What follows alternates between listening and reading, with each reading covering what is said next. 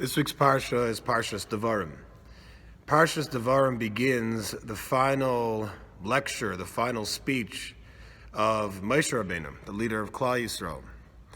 And during the introduction, I guess you could say, of Moshe, when he speaks about all of the troubles that befell the Jewish people and his trials as the leader of the Jewish people, and what he had to endure and what he had to fight for in his position, Moshe Rabbeinu sticks in the middle a seemingly misplaced statement.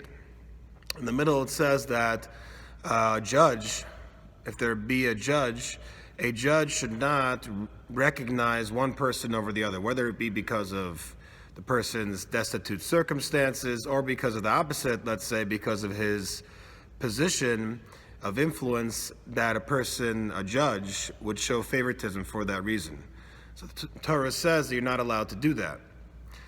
The question just is that in this speech that Moshe was giving, there was no, at least in the beginning, there was no statements about a mitzvah or how you should do a mitzvah, or it was about what happened, what occurred during Moshe's role as a leader in his entire life. And it talks about all of the situations they encountered in the desert. And all of a sudden in the middle it talks about what is the proper conduct of a judge. Now, disclaimer though, this is in the part where Moshe is talking about that the Jewish people asked for more than just one judge, because the situation was that Moshe himself would answer questions that they had about what is the proper conduct or how a person should execute the Torah. And the Jewish people asked for having more judges. And that's when the whole institution of, I guess you could say, a judicial system in the desert happened. But nonetheless, you don't see any other mitzvah or specific way of conducting themselves when Moshe is talking about, at least in this part of Moshe's speech. So why does Moshe stick it in over here? The answer is pretty straightforward, and the commentators talk about, is that Moshe was showing them by example.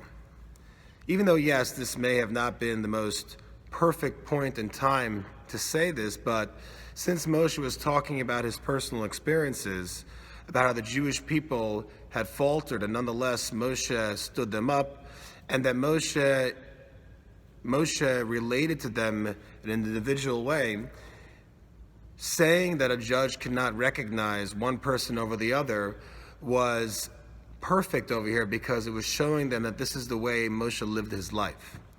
And that way, the message, the communication of not recognizing and not showing favoritism and judgment was so much more effective. Therefore, Moshe stuck it in here in the beginning of his speech, because that was the time when that communication would be the most effective.